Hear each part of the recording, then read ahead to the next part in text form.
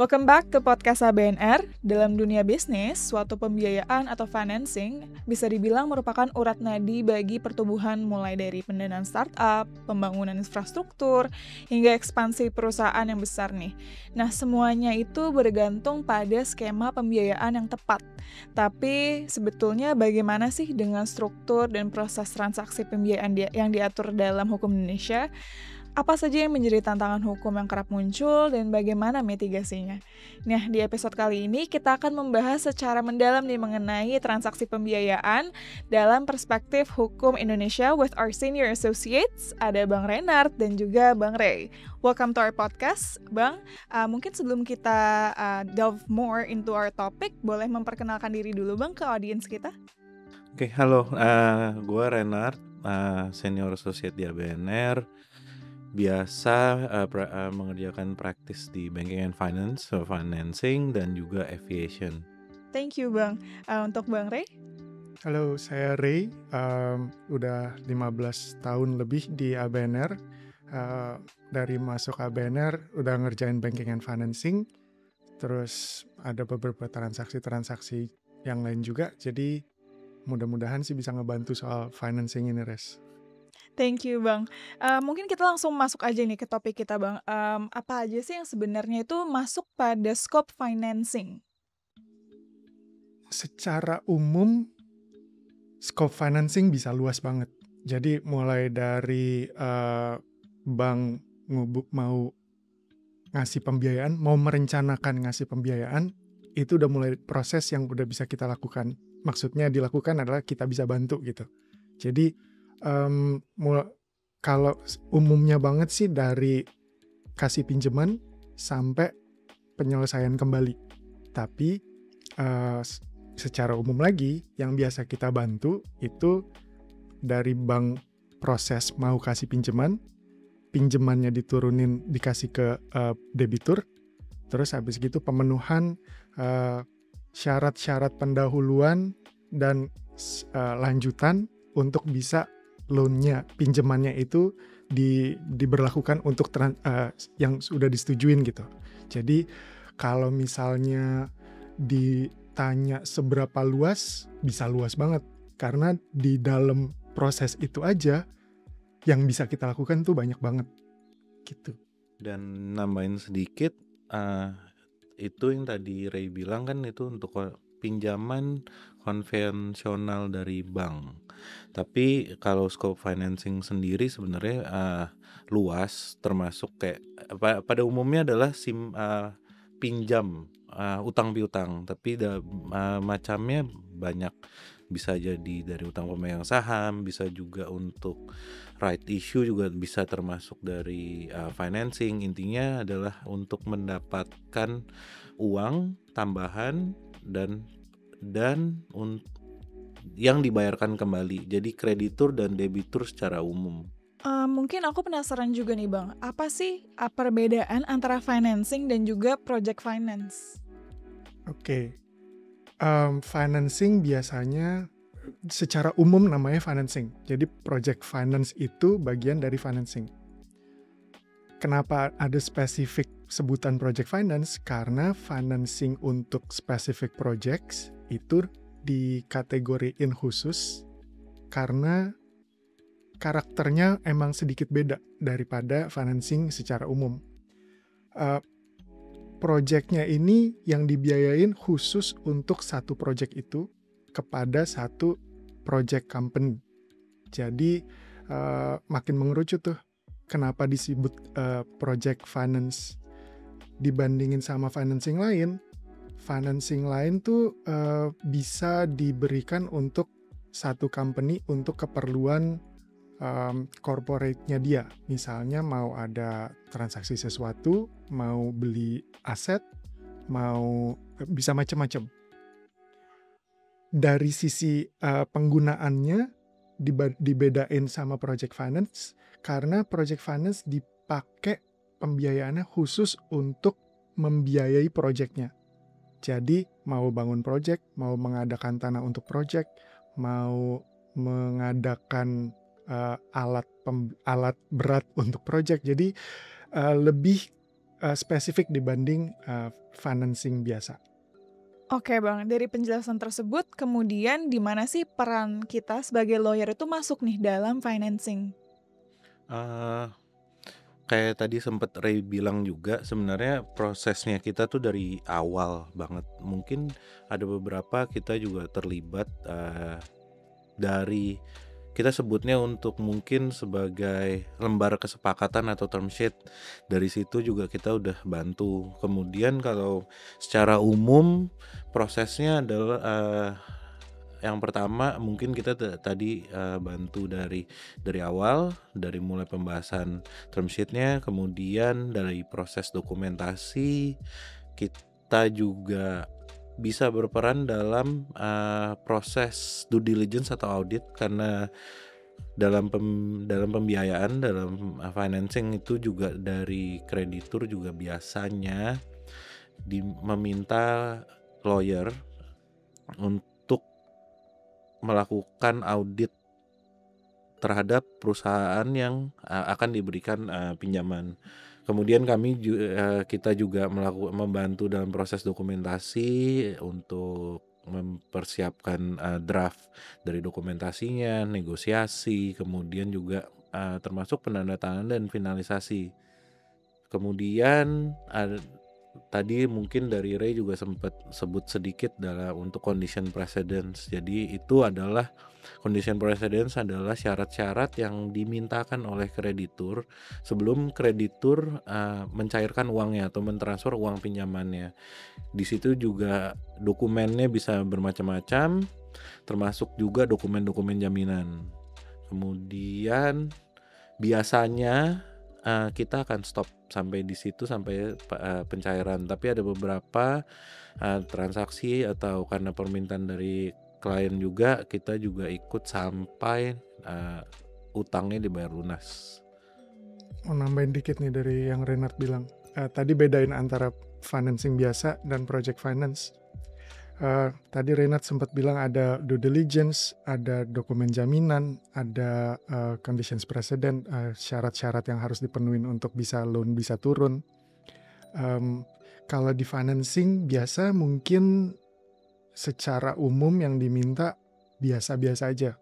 Uji tuntasnya, si due diligence-nya juga nggak seberat kalau kita melakukan project due diligence untuk project finance. Jadi scope dari project finance walaupun lebih spesifik, tapi lebih in-depth, lebih mendalam reviewnya, lebih mendalam compliance-nya. Jadi kalau dibilang lebih susah, bisa jadi lebih susah gitu project finance. Dan pembiayaan untuk project, jangka waktunya biasanya jauh lebih lama dari financing biasa. Financing biasa mungkin bisa berapa, 1 tahun sampai mungkin 5 tahun. Tapi project finance harus bisa menjangkau sampai projectnya bisa berjalan gitu. Makanya project finance biasanya ada, mungkin kalau pernah dengar podcast Sabener soal project dan ada project finance-nya, stages, project finance dilakukan in stages gitu. Jadi nggak segampang kalau financing biasa. Sama mungkin tadi ketinggalan mau nambahin sedikit apa yang biasa kita lakukan juga. Selain dari situ juga kita juga memberikan advice ke klien-klien kita juga, seperti untuk structure dari pembiayaannya, karena tipe pembiayaan sendiri ada bermacam-macam dan strukturnya juga bermacam-macam. Kita juga kasih advice gimana caranya untuk merestructure pembiayaannya, termasuk kalau misalnya nanti ada transaksi untuk refinancing. Jadi itu adalah baru kesebut nih refinancing. jadi refinancing itu sebenarnya utang piutang juga, tapi tujuannya adalah untuk membayar utang yang lama. Jadi alasannya misalnya yang paling simple, ada suatu perusahaan dia dapat bunga lebih murah dari bank lain.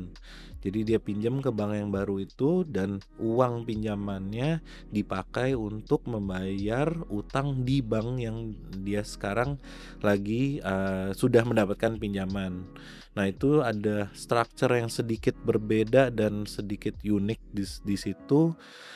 Jadi kita kadang-kadang seringkali sih butuh bantuan dari corporate lawyer untuk gimana caranya supaya proses transisi pinjamannya bisa smooth. Tadi kan kita sempat membahas mungkin itu lebih daripada in practice sebagai profesional ya Bang. Tapi kalau in real life, practice daripada atau dampak daripada financing ini seperti apa sih Bang? Kalau dampak sih sebenarnya gimana pun ini adalah proses financing kan salah satu proses dari bisnis. Nah, yang pasti yang paling utama adalah untuk dapat fresh cash dari company-nya. Tujuannya mungkin tadi sempat kebahas bisa bermacam-macam. Mungkin dia untuk melakukan expansion usahanya, atau dia refinancing, dan mungkin ini yang seringkali juga untuk risk allocation. Jadi sebenarnya contohnya nih yang mungkin yang seperti gampang, banyak perusahaan sebenarnya uangnya dia punya uang cash, tapi kalau dia pakai untuk melakukan expansion mungkin ada commercial risk yang dia nggak mau ambil. Jadi dia pindahkan risk, dalam tanda kutip pindahkan risknya ke bank. Dia meminta bank untuk memberikan pinjaman, kemudian uangnya dipakai untuk melakukan ekspansi tersebut. Dan yang lain mungkin yang cukup jelas juga adalah ya untuk perkembangan kegiatan usaha, kegiatan bisnis dan di kegiatan bisnis sehari-hari dari perusahaan, dan mungkin secara makro ya di Indonesia juga gitu. Kalau dilihat lebih luas lagi, dampaknya tuh bisa gede banget, Res. Jadi gini, kenapa bisa gede banget? Kalau dilihat, kita harus bangun pelabuhan, kita harus bangun jalan, kita harus bangun macam-macam untuk infrastruktur supaya negara kita bisa berjalan gitu. Mungkin negara punya uangnya, tapi mungkin kayak Renard bilang gitu, nggak bisa langsung diturunin, jadi mungkin harus ada perlu pinjaman dulu gitu. Pinjamannya itu bisa dipakai untuk membiayai infrastruktur juga. Salah satu contoh. Itu yang dampaknya bisa besar banget untuk negara. Untuk bisnis juga bisa untuk expansion, bisa untuk buat baru, bisa mau ada corporate restructuring aja, tergantung. Jadi dampaknya mungkin bisa lebih spesifik ke satu perusahaan. Tapi dampak ke masyarakat juga bisa besar banget, Res. Pinjaman itu nggak serta-merta dibatasin hanya untuk negara dan bisnis. Tapi banyak banget pembiayaan, walaupun mungkin bank ada program tertentu atau financial institutions lain punya program tertentu yang membiayai community.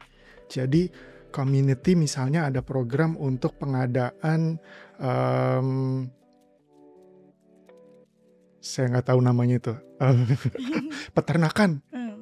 Peternakannya mau diberdayakan, pemberdayaan wanita.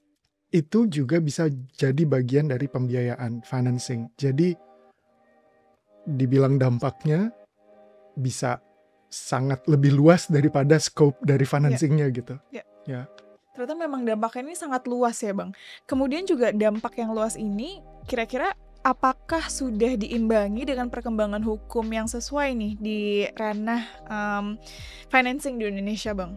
Gimana sih sebenarnya secara general ya perkembangan peraturan mengenai financing ini di sini? Kalau ditanya dasarnya, pinjaman di Indonesia itu cuma berdasarkan Kitab Undang-Undang Hukum Perdata Indonesia. Jadi di sana disebut perjanjian yang ditujukan untuk memberikan uang dan uangnya diterima, itu disebut pinjam meminjam. Dasarnya cuma itu. Jadi itu tapi bisa diterapkan untuk di segala macam bidang untuk financing. Jadi segala macam structure, segala macam jenis pembiayaannya, segala macam tujuan, itu dasarnya itu. Tapi kalau misalnya ditambah lebih spesifik lagi, siapa sih yang boleh dapat pinjaman? Itu pengaturannya juga diatur di Indonesia. Saat ini hampir semua aspek usaha dan individu bisa terima pinjaman di Indonesia. Mungkin kalau yang nggak boleh terima pinjaman kayak P2P lending platform, itu nggak boleh terima pinjaman, tapi selebihnya harusnya secara umum boleh terima pinjaman. Dan pengaturannya kalau misalnya yang P2P lending aja punya pembatasan sekarang, jadi pemerintah tuh punya usaha gitu, mau mengikuti apa yang sedang terjadi, apa yang sedang berkembang di bidang pembiayaan, financing di Indonesia. Tapi mungkin nggak sepenuhnya bisa ngikutin gitu, karena transaksi di Indonesia ngikutin transaksi di luar yang polanya cepat, banyak variasinya. Jadi kalau mau diikutin terus, pemerintah bisa, cuma mungkin nggak bisa secepat itu juga. Kayak contohnya untuk pinjaman luar negeri yang dibiayain untuk pembiayaan untuk local company, jaminannya ada sejak zaman pengaturannya sejak zaman KUHP, Kitab Undang-Undang Perdata Indonesia diterbitin gitu. Nggak ada perkembangan dari itu. Tapi ada hak tanggungan segala macam diatur yang lebih baru, tapi mostly berhenti di era 90-an, 2000-an. Nggak ada perkembangan sejak itu ya, Min? Nggak ada. Kalau perkembangan mungkin tidak ada perkembangan signifikan dari segi peraturan. Tapi kalau dalam praktek mungkin ya kita masih terinfluence dari praktek di luar. Jadi kayak misalnya yang paling simpel adalah untuk format perjanjian pinjaman. Jadi kita mungkin lebih sering pakai namanya APLMA, Asian Pacific Market Loan Associations. Jadi itu ada semacam template untuk perjanjian pinjaman. Kita bisa pakai itu, dan itu juga lebih dapat diterima kalau di cross border transactions. Tapi again untuk dari hukum Indonesianya sendiri sih tidak ada perkembangan yang cukup signifikan ya di situ. Mungkin kalau dilihat dari sisi yang lain, beberapa mungkin peraturan dari Bank Indonesia. Yang paling mudah mungkin waktu COVID dulu. Waktu zaman COVID sempat ada sedikit perubahan, mungkin update, bukan perubahan kali, lebih ke update untuk memberikan relaksasi terhadap pembayaran misalnya. Dikeluarkan peraturan Bank Indonesia. Tapi ya again kayak Ray bilang, perkembangannya dari peraturan tidak secepat dari perkembangan di praktek.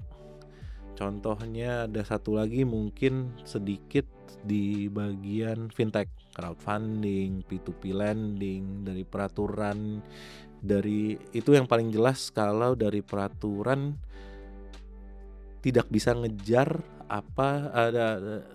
mengejar perkembangan di praktek. Oke Bang, nah kalau tadi kita sudah membahas tentang perkembangan hukumnya nih di Indonesia, apakah ada suatu tantangan yang biasanya Bang Renard dan juga Bang Ray hadapi nih dalam melaksanakan praktis ini Bang? Tantangannya tadi, peraturannya nggak bisa mengejar karena transaksi di Indonesia tuh kan bener-bener ngikutin transaksi yang ada di luar. Iya. Mungkin ada transaksi baru yang bahkan baru muncul di Indonesia gitu, yang di luar bahkan belum punya. Hal-hal yang kayak gitu yang belum bisa tercapture di peraturan di Indonesia. Kalau misalnya di Indonesia kalau bisa belum diatur, makin gak jelas dong, ini boleh dilakukan atau enggak nih. Kalau misalnya dilakukan caranya gimana. Hal-hal yang kayak gitu yang membuat ABNR jadi punya pemahaman lebih juga, karena di Indonesia transaksi belum diatur, tapi kita sebagai konsultan hukum Indonesia harus bisa mengadvise berdasarkan hukum Indonesia. Kita jadi berpikir gitu, oh kita harus melakukan perbandingan nih sama transaksi yang kayak gini. Tapi nggak pernah bisa sama persis, karena apa yang kita advise itu harus merefleksikan apa yang diatur di hukum Indonesia. Sedangkan hukum Indonesia belum terlalu komprehensif, belum terlalu ngatur detail. Jadi kita kadang-kadang harus bisa mengadvise sepraktikal mungkin tanpa menghilangkan unsur compliance terhadap hukum Indonesianya. Tapi selain itu tantangannya mungkin lebih spesifik ke masing-masing transactions gitu. Jadi nggak ada transaksi yang lebih menonjol susahnya dibanding yang lain lebih gampang dari yang lain tuh nggak ada sih.